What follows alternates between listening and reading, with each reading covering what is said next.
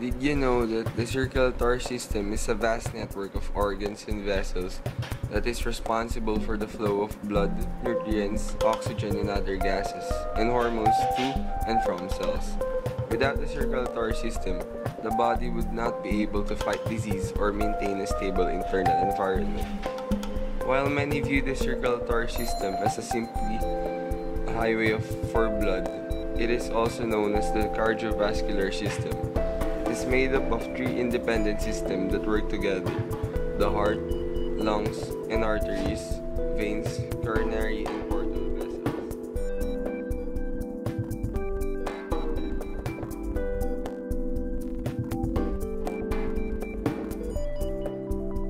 Why do we have a circulatory system? Basically, we are a multicellular organism. All of the cells in our bodies need oxygen and nutrients to survive and do their work. In simple one-celled organisms like the amoeba or paramecium, this is accomplished through a process called diffusion. Diffusion is simply the random movement of molecules from a region of higher concentration to one of lower concentration. Using diffusion, these one-celled organisms can easily exchange respiratory gases, food, and waste materials with the environment through their cell walls. But diffusion only works well over short distances. Large multicellular organisms like human beings need a rapid delivery system to bring the molecules of oxygen and nutrients close enough to each of our cells for the diffusion process to work. And that's the role of the circulatory system. The circulatory system consists of blood contained in a network of vessels called the vascular system that's connected to a pump, the heart. The left side of the heart receives oxygenated blood from the lungs and pumps it to cells and tissues throughout the body. The blood then returns to the right side of the heart. This is called the systemic circuit. From the heart, blood flows through large muscular arteries, then into smaller and smaller arteries, then arterioles, and finally through capillaries. It's in the capillaries where the diffusion process works to exchange molecules of oxygen and nutrients for carbon dioxide and other waste products of nearby cells. After leaving the capillaries, blood is collected into venules, the smallest of the veins, then into veins of increasing size until it reaches the heart. The right side of the heart receives blood returning from the tissues and pumps it toward the lungs. In the lung capillaries, carbon dioxide diffuses through vessel walls into tiny air sacs called alveoli and is exhaled. Oxygen diffuses in the opposite direction and is taken up by red blood cells. This oxygenated blood then returns to the heart, completing the pulmonary circuit. In both the pulmonary and systemic circuits, arteries carry blood away from the heart and veins bring it toward the heart.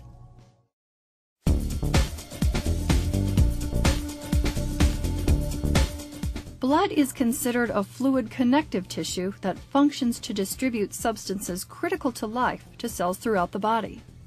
If we take a unit of blood and spin it in a centrifuge, it will separate into its basic components. At the top is a fluid called plasma that represents about 55% of our total blood volume. Next is a thin whitish layer called the buffy coat. This layer contains platelets and leukocytes, which account for less than 1% of our blood volume. The remaining nearly 45% consists of red blood cells called erythrocytes. A mature red blood cell is a package of oxygen-carrying hemoglobin molecules and respiratory proteins. Its biconcave shape provides a larger surface area for oxygen diffusion and allows it to fold and squeeze through small capillaries. Leukocytes are white blood cells that help fight disease. Platelets are cell fragments that circulate in the blood and promote clotting. When the wall of a blood vessel is injured, platelets adhere to exposed collagen fibers and release chemoattractants that bring more platelets to the site. The injury is initially sealed by a plug of platelets. Then a clot of fibrin and red blood cells forms, giving the vessel time to repair itself. Plasma, the liquid portion of blood, transports blood cells, proteins, and enzymes to sites where they are needed. Blood transfusions are often needed to treat patients whose red cells or volume of blood have dropped too low. But it's critical that the blood to be transfused be matched to the recipient's blood type. There are 4 ABO blood types: A, B, AB, and O. Each is characterized by the presence or absence of different antigens found on the surface of red blood cells and the presence or absence of different antibodies circulating in the blood. Rh factor is another antigen found on the surface of red blood cells. Individuals with Rh positive blood have that antigen. Those with Rh negative blood do not. Any of the ABO blood types can be positive or negative for the Rh factor. If the blood to be transfused isn't matched to an individual's Rh factor and ABO blood type, antibodies can bind to and destroy the transfused red blood cells, creating a potentially life-threatening situation.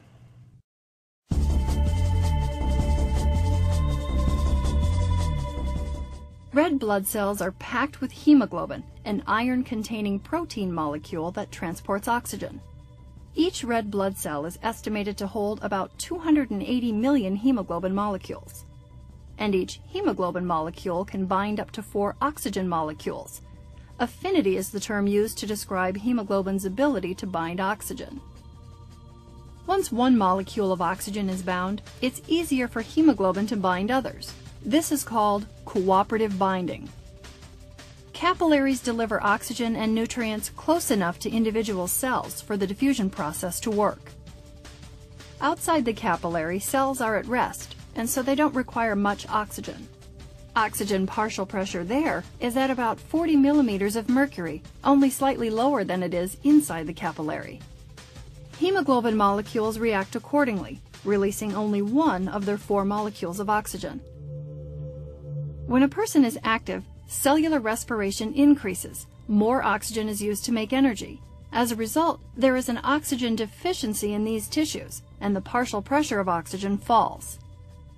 A typical partial oxygen pressure in this situation is about 20 millimeters of mercury, which would be substantially lower than within the capillary. Hemoglobin responds to this situation by losing its affinity for oxygen and releasing about 3/4 of its load. These oxygen molecules diffuse out through the capillary walls and into the tissue cells. Also, the concentration or partial pressure of carbon dioxide, a waste product of cellular respiration, has increased in the tissues outside the capillary.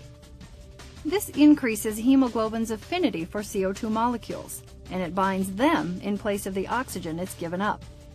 The red cells leave the capillaries and travel through a series of venules and veins back to the heart, completing the systemic circuit. From the heart, the deoxygenated blood is pumped to the lungs.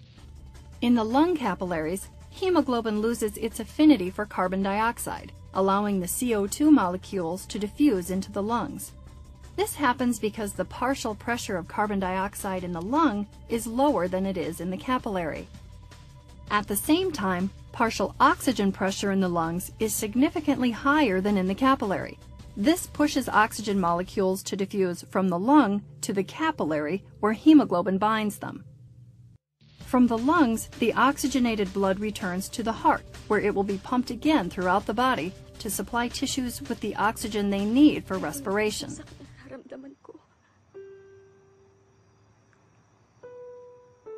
Kasi ako yung miling nito, di ba? Ako yung may gusto. Sana kaya ko lang sabihin sa'yo na masaya ako para sa'yo. Para sa inyo.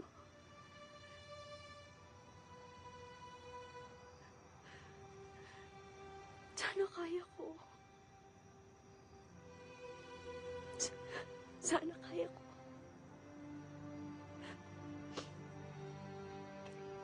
Pero hindi eh. Sumasama akong tao. Kasi ang totoo masipan mo sabihin mo. Sana ako pa rin. Ako na lang. Ako na lang ulit. Mahal ko si Trisha. Alam ko. Alam ko. She loved me at my worst. You had me at my best. At pinaliwala mo lang lahat yun. Babae ba talaga yung tingin mo? made the choice. And you chose to break my heart.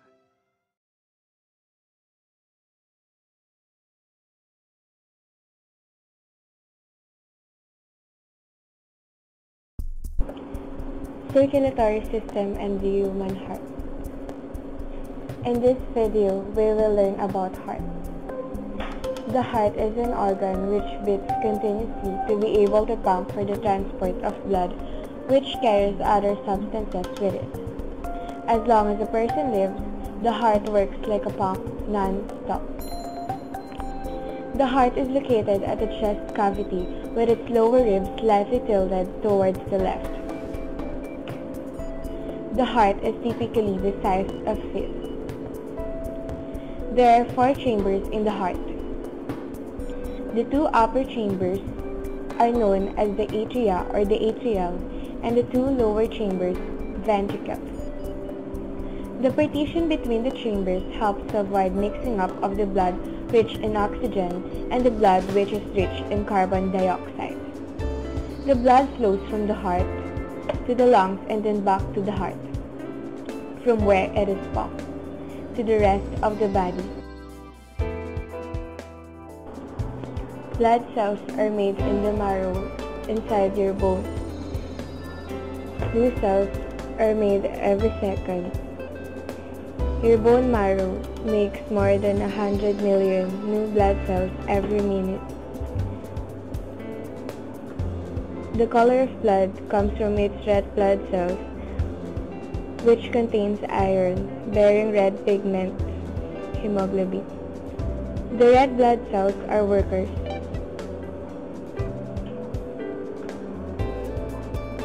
They carry oxygen and carbon dioxide. Humans can live for weeks without food and for days without water, but will die in a few minutes if deprived of oxygen necessary for cell metabolism. Every cell in your body needs oxygen to live. Brain cells, bone cells, muscle cells, all must have oxygen. Respiration brings oxygen to the body and cells out another gas, carbon dioxide, as a waste product. Blood is brightest when its hemoglobin is fully loaded with oxygen. The red cells, or RBCs, are also called erythrocytes. Blood also contains white blood cells, WBCs, called leukocytes, of which there are a number of different types. These are fighters. They kill germs and help you to stay strong and healthy. Platelets are the third kind of blood cells. They help to form clots and stop bleeding. These are called formed elements, and they circulate in the blood's liquid component, blood plasma. Blood plasma is about 90% water, and the other 10% is protein, fat, glucose, and waste materials. Red blood cells live for 100 to 125 days. They are then filtered out of the bloodstream by the spleen or liver. White blood cells live from 6 to 9 days. How does the human heart work? About the size of your fist, the human heart is the most important muscle in the body. It can beat more than 1,000 times a day, pumping about 2,000 gallons of blood through a 60,000-mile network of vessels in the body. The human heart is made up of 4 chambers: the right atrium, the right ventricle, the left atrium, and the left ventricle. The right side of the heart receives blood that is low in oxygen from veins all over the body. It then pumps the blood through the pulmonary arteries into the lungs, where it will become reoxygenated. The left side of the heart receives oxygen-rich blood from the lower lungs. Then it pumps the blood through the aorta back at the rest of the body through a complex network of arteries, arteriole, and capillaries. While blood is circulating through the body, it delivers oxygen and nutrients through tissues through capillaries, and at the same time picks up carbon dioxide and other waste materials. The veins return the deoxygenated blood to the atrium, and the cycle begins again. How do heart's valves work? The heart has four valves. Each valve is like one-way door that keeps the heart and the blood flowing at the same direction. The valves are made up of two or more small but strong flaps of tissues called leaflets. Leaflets open to allow blood to flow through the valve and close to prevent the blood from flowing backward. The opening and closing of the valve is controlled by the blood pressure changes within each heart chamber. The tricuspid valve is positioned in the heart's right side between the right atrium and the right ventricle. The pulmonic valve separates the right ventricle from the pulmonary artery. The mitral valve is positioned in the heart's left side between the left atrium and the left ventricle, and the aortic valve separates the left ventricle from the aorta. What is coronary artery disease? As blood circulates through the heart, some of the blood flows into a set of much blood vessels that provide blood directly to the heart. These arteries, called coronary arteries, surround or crown the heart. This separate circulatory system called coronary circulation keeps the heart nourished and oxygenated. The two main branches of the aorta that nourish the heart are the right and left coronary arteries. Coronary artery disease, which occurs when there is a buildup of cholesterol plaque, affects the arteries of this circulatory system and causes a decrease in the blood flow through the muscle, resulting in possible damage to the heart or a heart attack. What does the electrical system of your heart look like? The beating of the heart, which its rhythm is regulated by electrical impulse generated by your heart muscle. This impulse is the beginning of the sinusoidal node and causes your heart to contract. Sometimes the sinusoidal node is also referred as your heart's natural pacemaker, since it keeps the heart rate constant and consistent. The impulse then travels to the atrioventricular node, where the signal is checked and sent to the ventricles, which causes them to contract. Your heart rate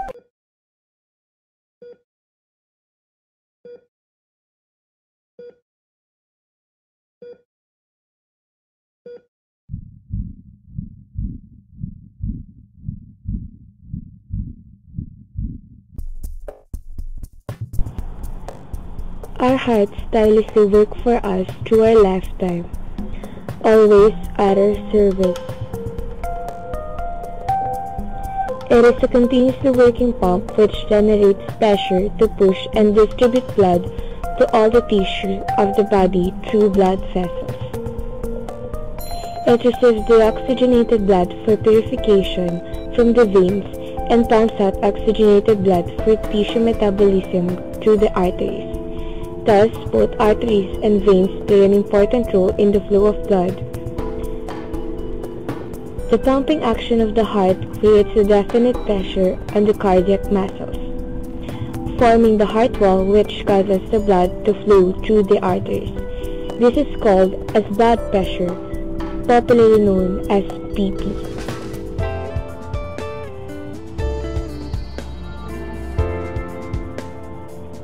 Cardiac muscles forming the heart wall contract to push up the blood from its chamber to a great artery called aorta, while cardiac muscles relax to receive the blood from great veins called inferior and superior vena cava. This contraction and relaxation of heart chambers respectively gives rise to the systolic and the diastolic pressure within the wall.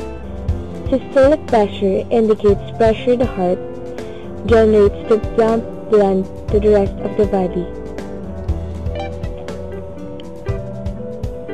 Systolic pressure refers to the pressure in the blood vessels between heartbeats.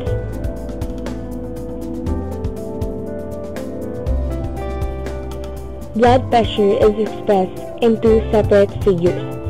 systolic pressure, and diastolic pressure. It is known that systolic pressure increases as we grow old. The diastolic pressure begins to decline after 60 years.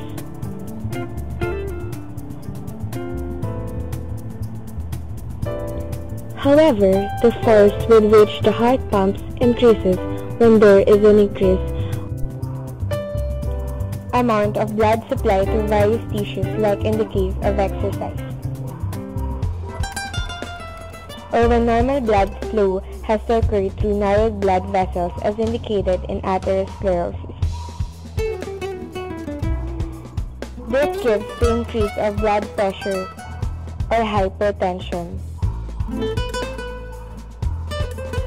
Hyper means excess or over the normal limits.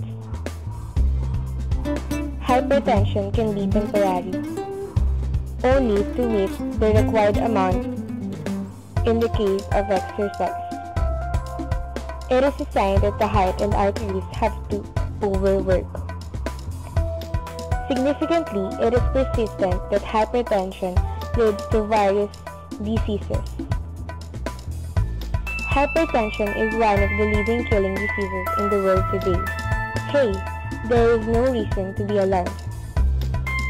Much depends on us and on our positive initiatives.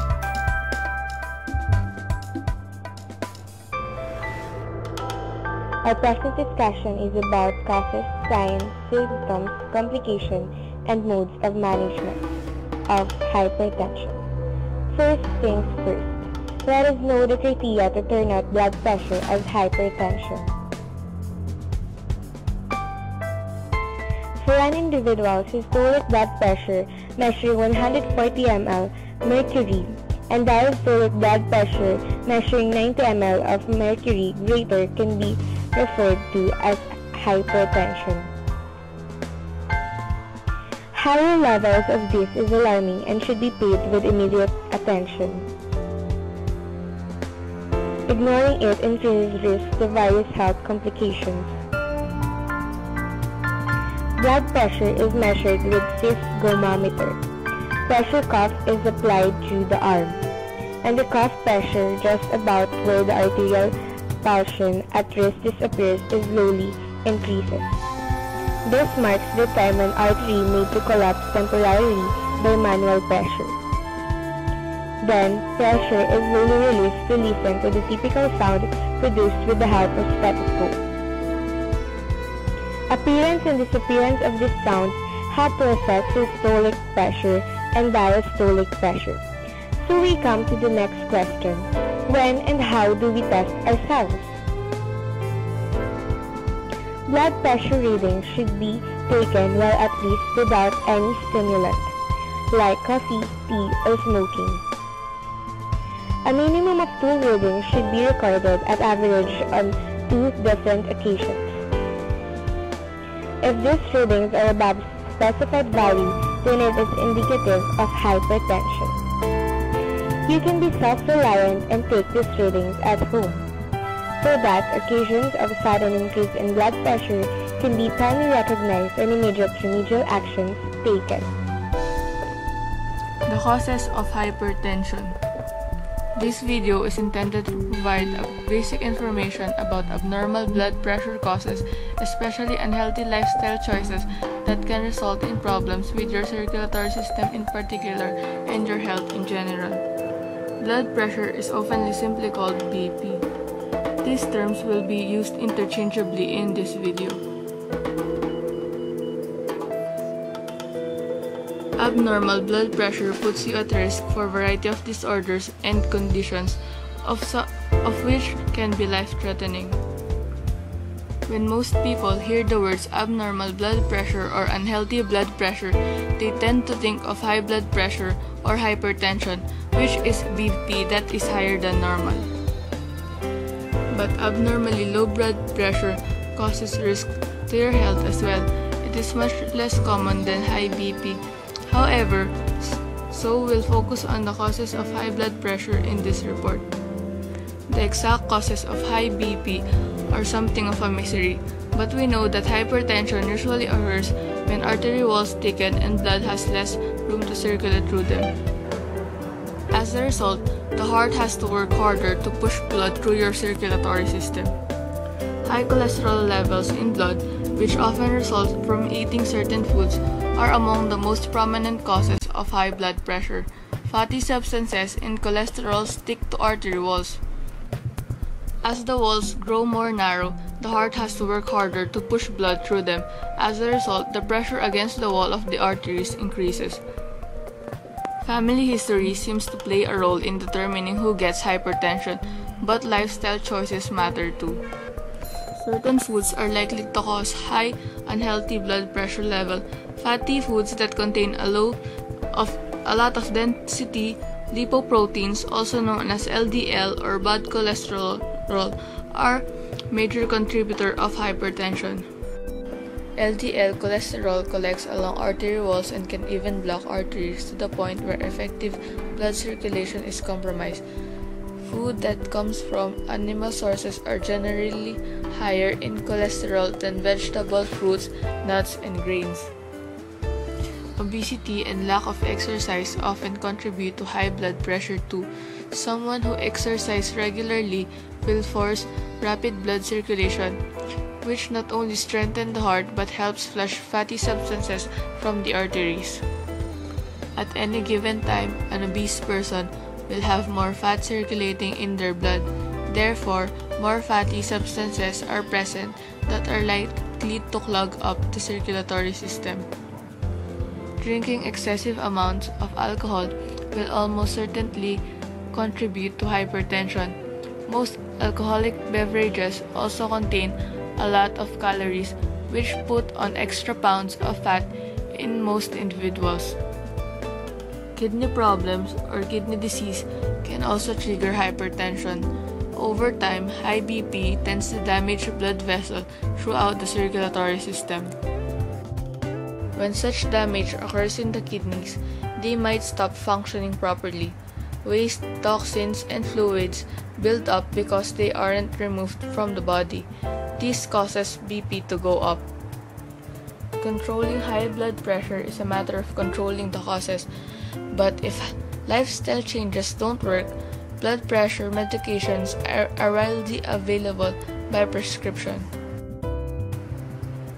Many people who have high BP experience no signs or symptoms, but if you have occasional dizziness, nausea, headaches, or blurred vision, your body might be telling you that you have BP problems. The best way to be sure is to have a good blood pressure reading done by a medical professional. Your doctor is your best source of information about blood pressure cause and the consequences of abnormal blood pressure. High blood pressure, also known as hypertension. And what I want to address today is how to optimally manage hypertension with food. Now, most of you probably realized hypertension in adults in particular is very common, and in places where meat is the staple. You will always find a greater percentage of hypertension compared to those areas where the staple food are more plant-based. In fact, it has been an addictive habit to people to turn to drugs for the relief of hypertension without any consideration of lifestyle and diet-related components. In all reality, however, these factors, the diet and lifestyle, can be exceedingly powerful and should not be overlooked. A better way to treat hypertension is to remove the bad elements and the causes of the disease. So let's first talk about diet. Diet is the number one weapon in the fight against hypertension and the other dreaded disease.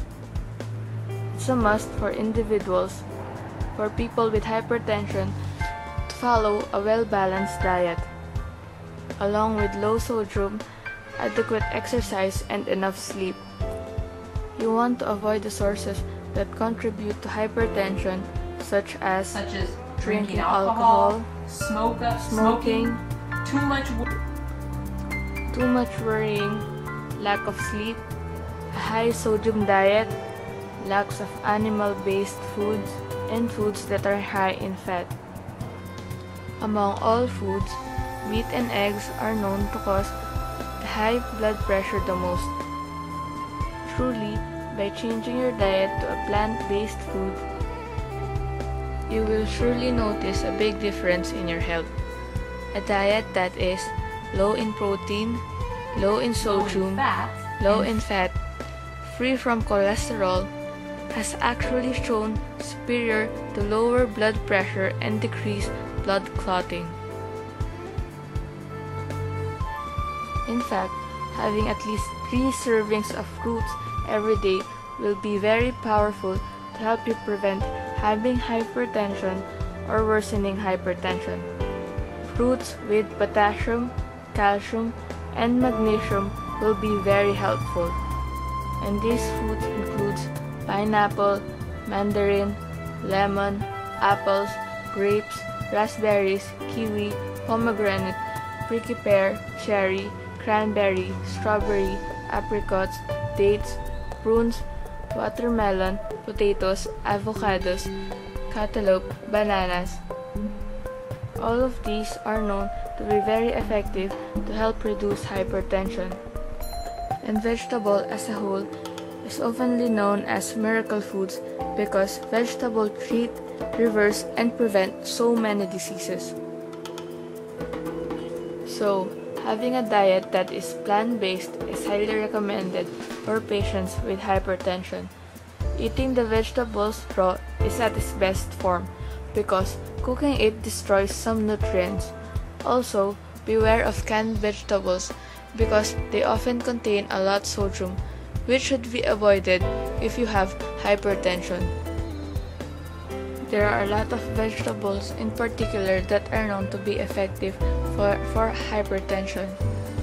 The best are the celeries, onions, tomatoes, carrots, broccoli, and garlic. Specifically, there's oregano, in fact, basil, garlic is considered fennel, to be a wonder onion drug powder, for the heart. black pepper, parsley, Spices and herbs tarragon. known to So lower you can blood see there's a pressure lot of are variety oregano, of foods and spices that can help you lower your blood pressure naturally.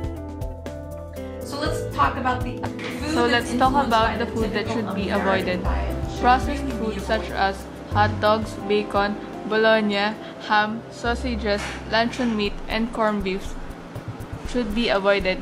These are all exceptionally high in sodium, and sodium is very well connected to cause increase in blood pressure. And even canned fish like salmon, tuna, mackerel, and sardines should be decreased or eliminated. And dairy products should ideally be taken out of your diet. Cheese in particular is very high in sodium, so it should be avoided or eliminated. A lot of people realize how high sodium cheese ingredients. If you have hypertension, salt in your diet must be controlled. You really want to minimize salty foods, such as potato chips, pretzels, pizza, hamburgers, egg bagels, foods with flavored coating. And you want to be aware of the common sauces people use, such as ketchup, barbecue sauce, steak sauce, fish sauce, and soy sauce. All are actually high in sodium, and you really want to watch if you have high blood pressure. So now, let's move away from the diet and talk momentarily about exercise. Exercising daily is really vital in treating and managing hypertension. It helps regulate blood pressure. It often leads to weight loss, which further helps control blood pressure. So it is important to devote some time every day to a regular workout, even if it is just brisk walking. This will contribute in a huge way to treat your hypertension.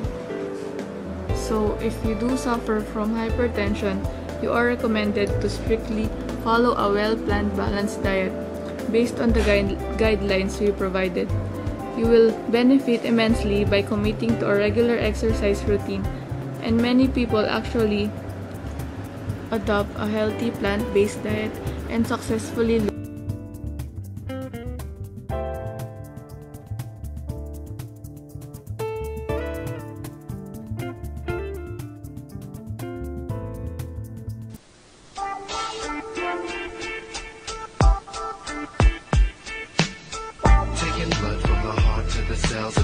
dealing with all things vascular and cardiac. Capillaries, arteries, and veins, all I'm saying. The circulation is the name of the game.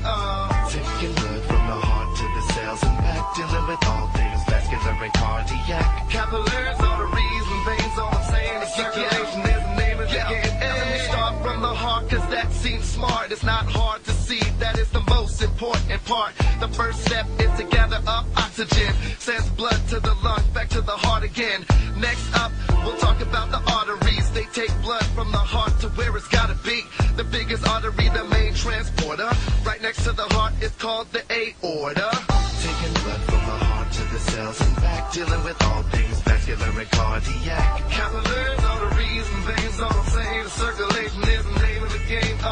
Taking blood from the heart to the cells and back, dealing with all things vascular and cardiac. Capillaries, arteries, and veins, all I'm saying. The circulation is the name of the game. Hey. From the arteries into the capillaries, all your organs and muscles become the beneficiaries of all the oxygen and nutrients they bring through very tiny vessels inside of the body tissue. And now the oxygen's gone, but first we got some carbon dioxide waste to take on, and it's into the vein and back to the heart again, and let the whole cycle start again. Taking blood from the heart to the cells and back, dealing with all things vascular and cardiac. Capillaries, arteries, and veins, all I'm saying. The circulation is the name of the game.